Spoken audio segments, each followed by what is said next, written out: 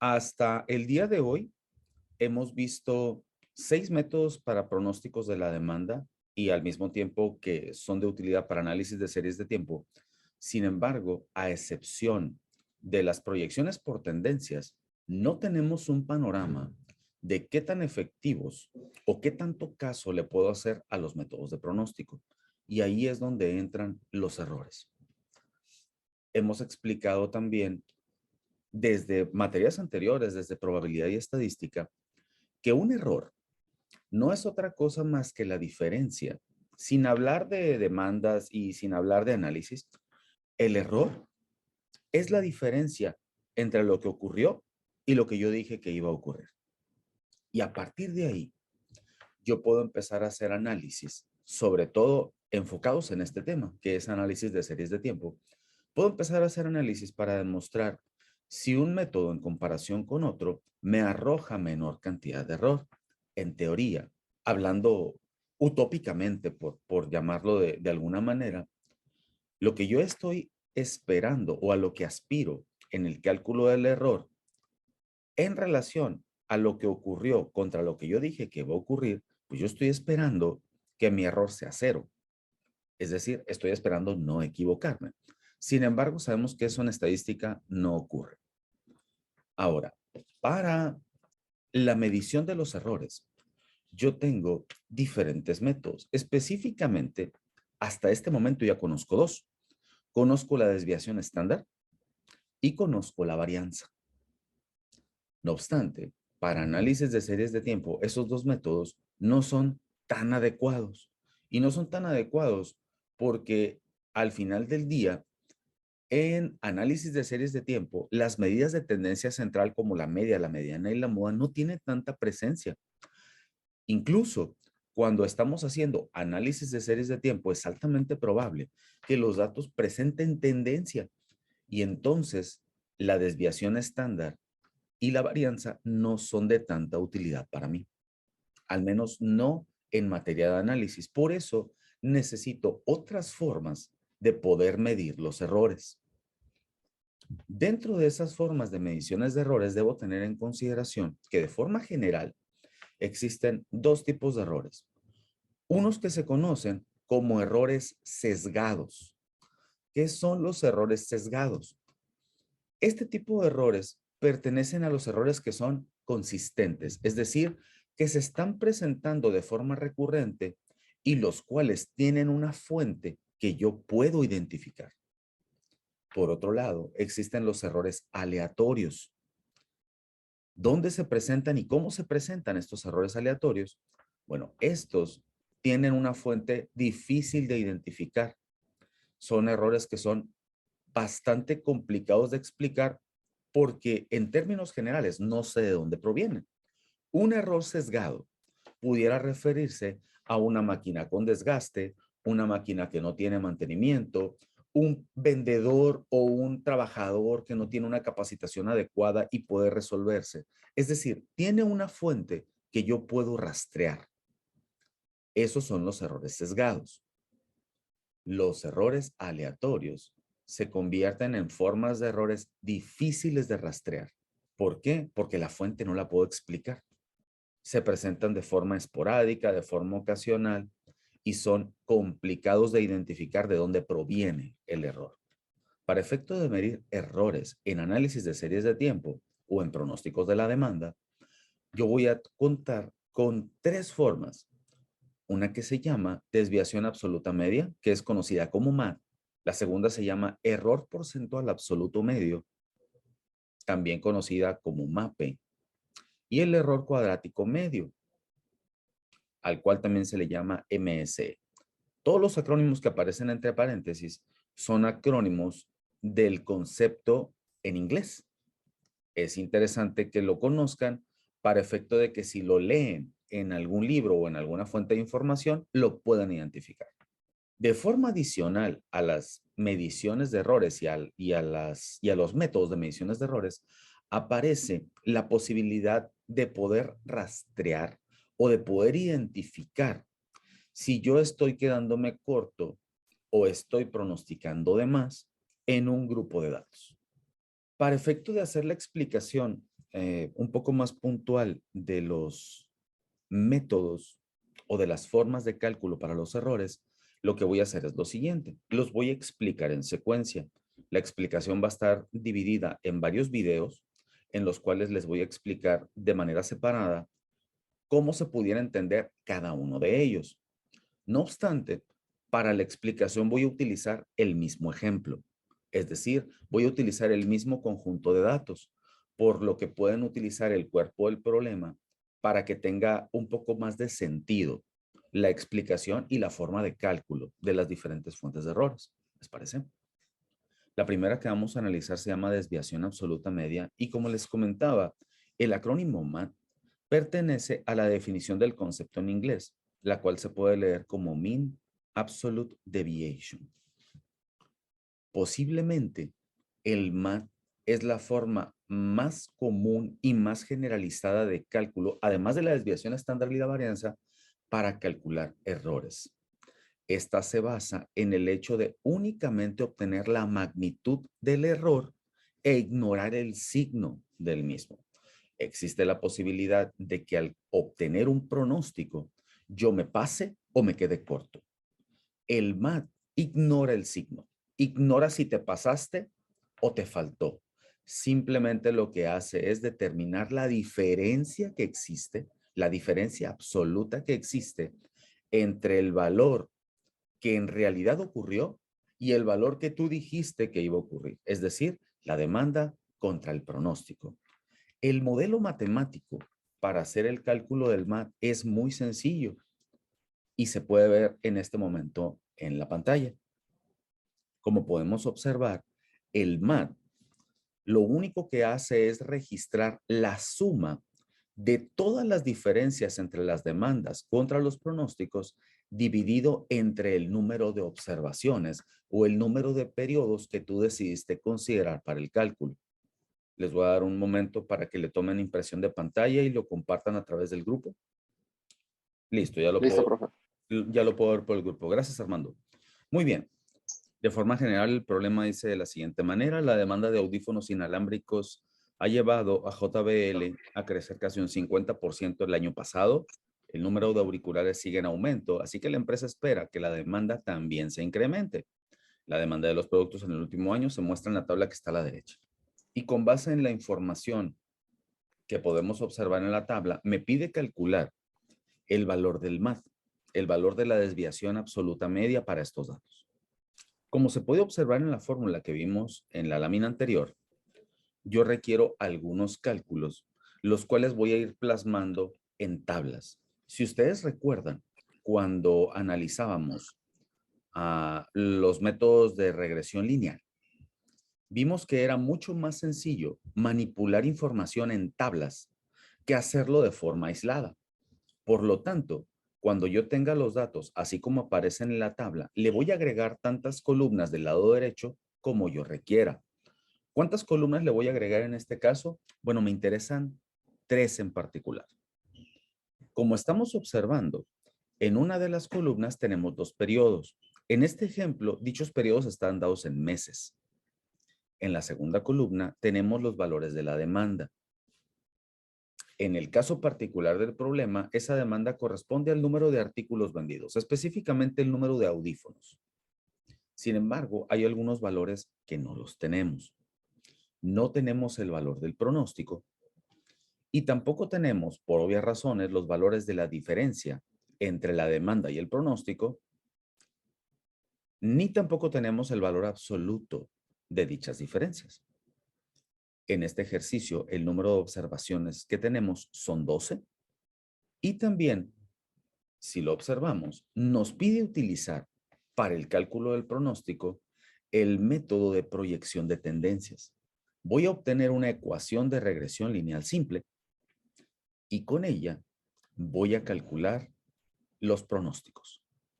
En las explicaciones pasadas vimos cómo calcular a pie o a mano la ecuación de regresión y el coeficiente de correlación a través del método de proyección de tendencias para un conjunto de datos.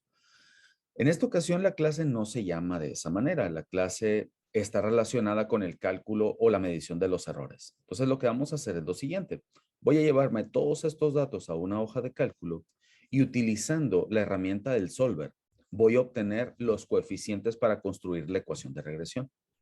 Para realizar el cálculo de los valores de los coeficientes con los cuales voy a construir la ecuación, les había comentado que voy a utilizar la herramienta del solver. Para usarla voy a ir a la pestaña que dice datos y voy a seleccionar la opción que dice análisis de datos, que está del lado derecho. La herramienta que yo requiero es la herramienta de regresión. Doy a aceptar. Y aquí me pide seleccionar las dos columnas de datos y asignarle el nombre correspondiente. Para los valores de Y, vamos a seleccionar los valores de la demanda.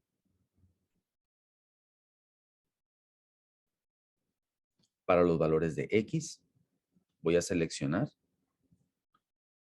los valores indicados en la columna de periodo. Ya habíamos mencionado que en análisis de series de tiempo, el tiempo siempre va a ser la variable independiente. Una vez hecho eso, lo vamos a posicionar en una hoja nueva. Le decimos aceptar. Y en este momento ya me determinó los valores de los coeficientes. Lo que nosotros sabemos calcular a mano o a pie, el solver me lo da en un clic. Tenemos como valor de el beta sub 0, que es el intercepto, haciendo alusión al modelo de regresión lineal. Tenemos que el valor del intercepto me da 3766.66 periódico. Y el valor para el coeficiente beta sub 1 me da 192.3066, con una cadena importante de decimales. Y con esos valores voy a construir la ecuación.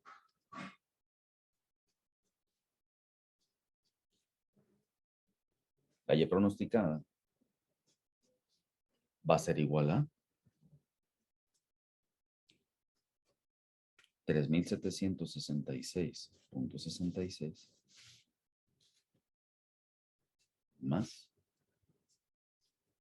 192.3076 por el valor de X. Esta es mi ecuación de regresión. Y esta ecuación me va a permitir calcular todos los pronósticos para todos los periodos para así poder calcular las medidas de los errores.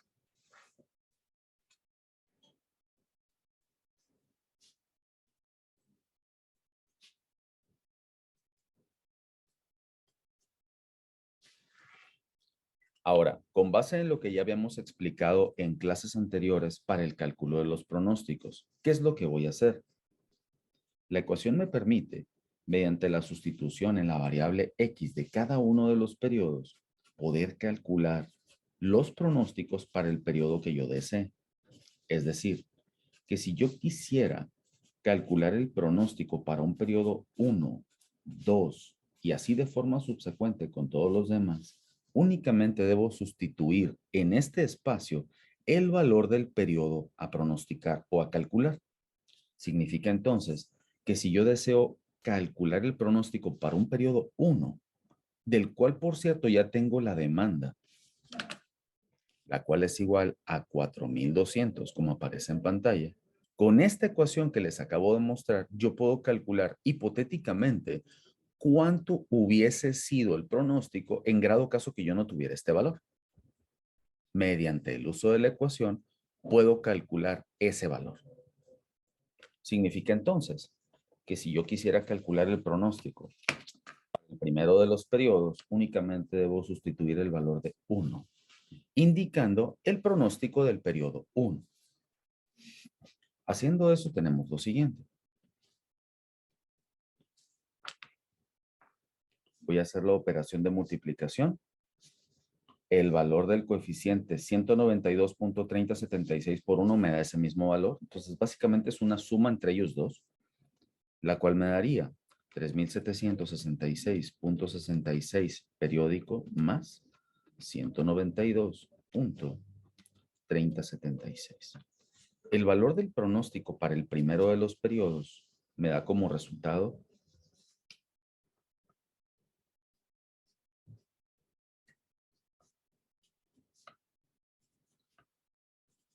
3,958.9742. Está bastante sencillo, ¿verdad? Este valor que aparece aquí es el que yo voy a reflejar en mi tabla, de forma tal que el valor del pronóstico para el primero de los periodos me da 3,958.9742.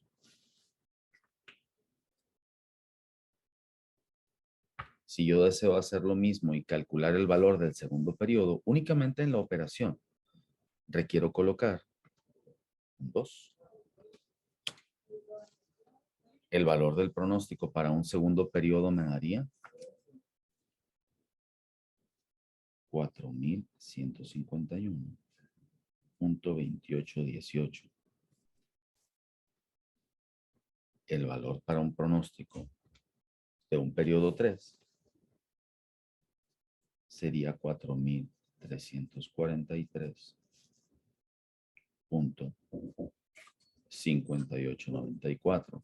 Y así de forma sucesiva con todos los demás. Ahora, requiero un segundo valor para el llenado de la tabla. Si ustedes observan, sobre la columna está indicado el valor de la diferencia entre la demanda, la cual tengo de este lado, menos el pronóstico. Es decir, lo único que yo voy a hacer es calcular la resta o la diferencia entre la demanda contra el valor obtenido en el pronóstico. Para el primer periodo, ese fue mi pronóstico. ¿Qué es lo que voy a hacer? Hacer la resta 4,200, que es el valor de la demanda, menos el valor del pronóstico. El valor de la resta a mí me da 241.0258.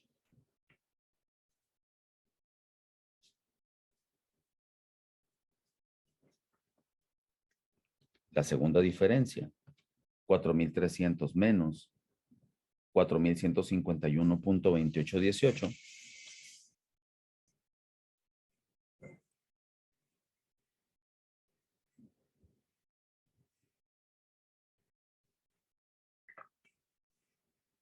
La tercera, 4,000 menos 4,343.5894.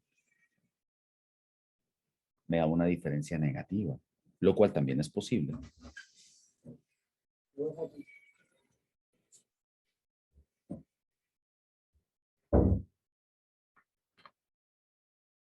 Y de esa misma manera puedo obtener el resto de las diferencias una vez obtenidos los valores de los pronósticos. Ahora, algo muy interesante que menciona en el valor que se va a colocar en la última columna. El valor de esta última columna está indicado como el valor absoluto. El valor absoluto de esta diferencia básicamente va a contener la pura magnitud de la diferencia obtenida, es decir, el valor numérico sin signo. En el primer caso, el valor numérico sería 241.0258. Muchos podríamos pensar que el valor que obtuve aquí nada más lo trasladé para acá. No obstante, hay que tener en consideración que este valor de 241.0258 es un valor positivo. ¿Por qué es un valor positivo? Porque la diferencia entre la demanda contra el pronóstico arrojó un valor positivo. Este valor que aparece en esta columna no es un valor positivo, es un valor sin signo, es un valor que representa una magnitud. Lo mismo ocurre con el segundo. Por supuesto, y así nos hemos acostumbrado en la formación previa, con el valor negativo va a ser mucho más evidente.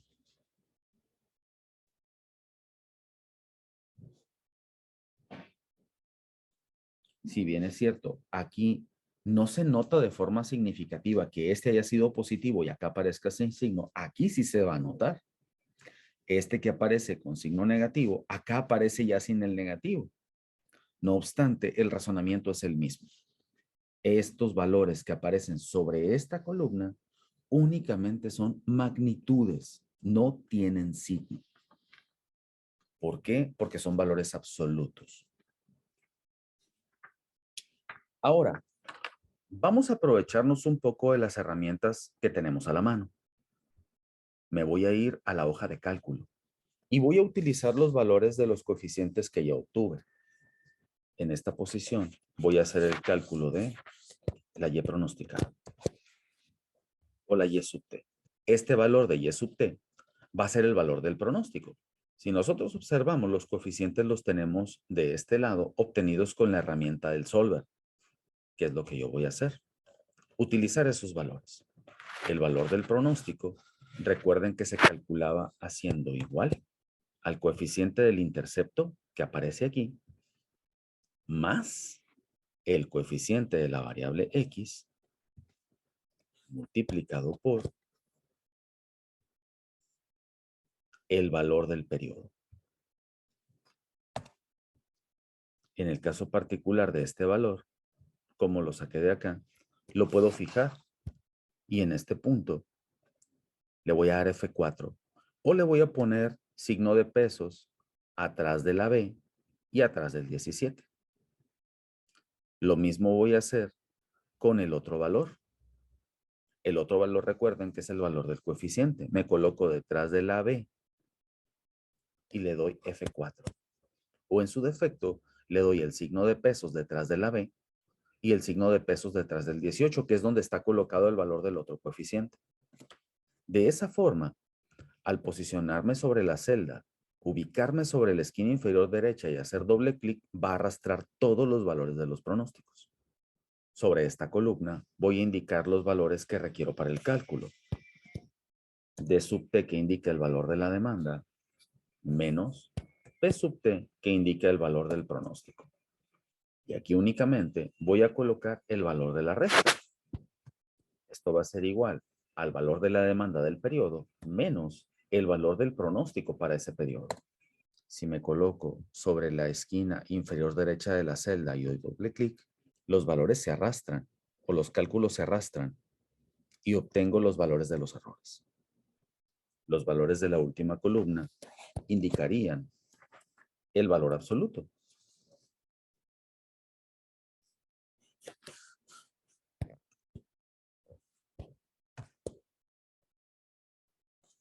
Voy a indicar el valor absoluto. ¿Y qué es lo que voy a hacer? Darle la función. Voy a dar igual. Excel tiene una función para el valor absoluto. Ahí está indicada. Me pide calcular el valor absoluto del número. Yo lo señalo. Le digo Enter. Me coloco en la esquina inferior derecha y arrastro. Como podemos observar, me arrojó las magnitudes de las diferencias. Para efectos del cálculo del MAT, requiero la suma de todos los valores absolutos de las diferencias.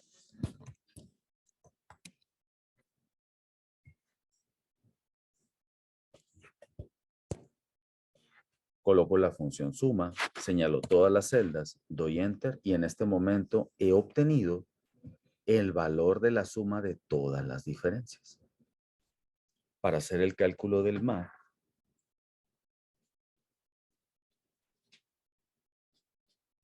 voy a hacer la división de la suma de todas las diferencias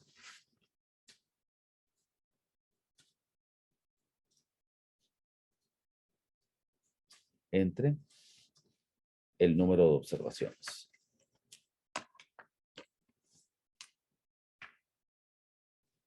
El MAT sería igual a 2553.8462 entre 12.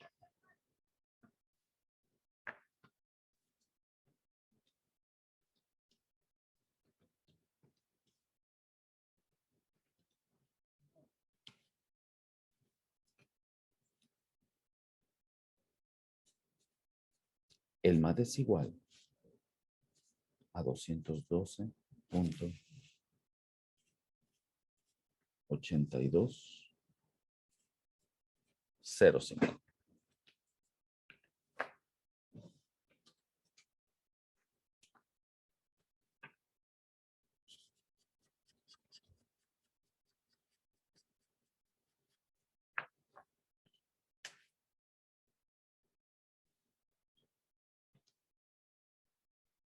Hasta aquí sí estamos claros. ¿Cómo se calcula la desviación absoluta media de un conjunto de datos? Ahí en pantalla podemos ver la confirmación de los valores obtenidos con la hoja de cálculo.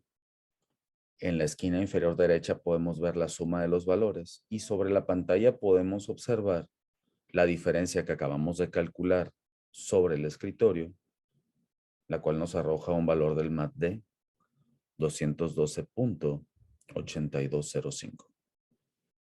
De esta forma hacemos el cálculo del MAT. Una interpretación rápida.